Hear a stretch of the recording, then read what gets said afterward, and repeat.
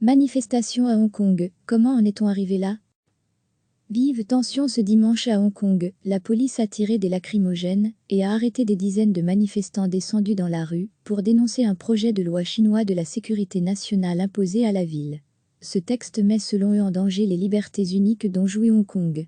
Mais en quoi consiste cette loi? Il s'agit d'un texte à l'état de projet, soumis au Parlement chinois, qui devrait l'adopter la semaine prochaine. Les détails sont encore peu connus, mais ce que la population de la péninsule redoute, c'est que ce texte rendrait criminel tout acte de. Le territoire de Hong Kong a été restitué après 150 ans par la Grande-Bretagne à la Chine en 1997, avec comme garde-fou dans l'accord de rétrocession de 1984, une loi fondamentale garantissant le principe d'un pays, deux systèmes. Hong Kong devait jouir pendant 50 années d'un haut degré d'autonomie, sauf dans les affaires étrangères et la défense.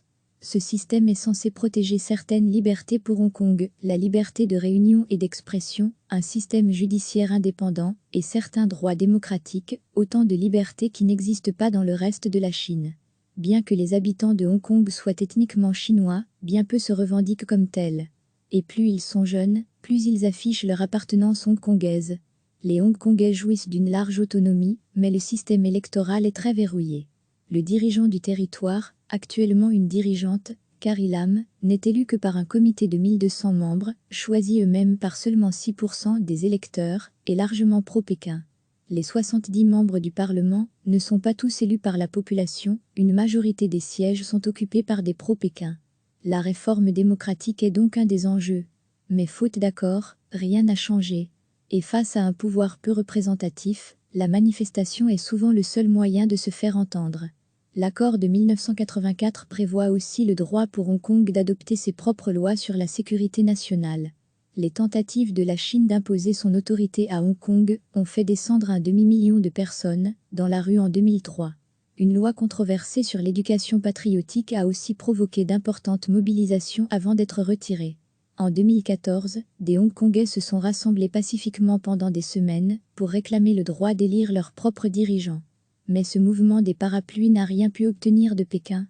L'an dernier, à partir du mois de juin, c'est une loi d'extradition qui a déclenché une série de manifestations de plusieurs mois, de plus en plus violentes et anti-chinoises, avec des revendications de plus en plus larges en faveur de la démocratie.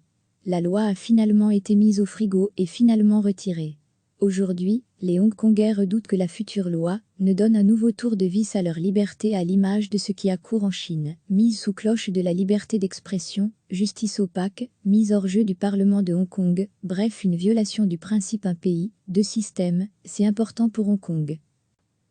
Vive tension ce dimanche à Hong Kong, la police a tiré des lacrymogènes et a arrêté des dizaines de manifestants descendus dans la rue pour dénoncer un projet de loi chinois de la sécurité nationale imposé à la ville. Ce texte met selon eux en danger les libertés uniques dont jouit Hong Kong. Mais en quoi consiste cette loi? Il s'agit d'un texte à l'état de projet, soumis au Parlement chinois, qui devrait l'adopter la semaine prochaine.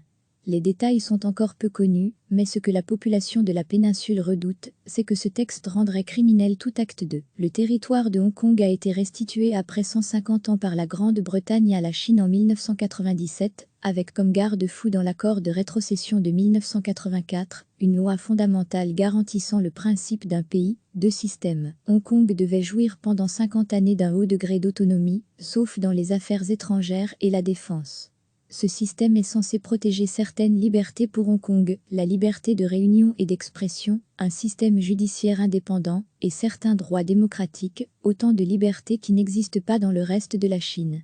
Bien que les habitants de Hong Kong soient ethniquement chinois, bien peu se revendiquent comme tels. Et plus ils sont jeunes, plus ils affichent leur appartenance hongkongaise. Les Hongkongais jouissent d'une large autonomie, mais le système électoral est très verrouillé. Le dirigeant du territoire, actuellement une dirigeante, Carrie Lam, n'est élu que par un comité de 1200 membres, choisis eux-mêmes par seulement 6% des électeurs, et largement pro-Pékin.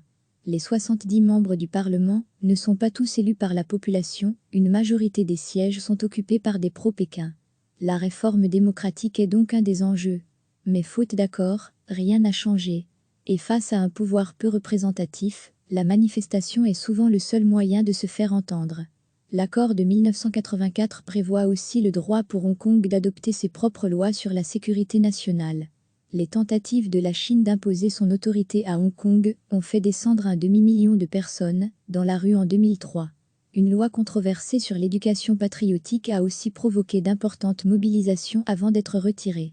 En 2014, des Hongkongais se sont rassemblés pacifiquement pendant des semaines pour réclamer le droit d'élire leurs propres dirigeants. Mais ce mouvement des parapluies n'a rien pu obtenir de Pékin. L'an dernier, à partir du mois de juin, c'est une loi d'extradition qui a déclenché une série de manifestations de plusieurs mois, de plus en plus violentes et anti-chinoises, avec des revendications de plus en plus larges en faveur de la démocratie. La loi a finalement été mise au frigo et finalement retirée. Aujourd'hui, les Hongkongais redoutent que la future loi ne donne un nouveau tour de vis à leur liberté à l'image de ce qui a cours en Chine. Mise sous cloche de la liberté d'expression, justice opaque, mise hors jeu du Parlement de Hong Kong, bref une violation du principe un pays, deux systèmes, si important pour Hong Kong. Cliquez sur s'abonner pour recevoir les dernières nouvelles.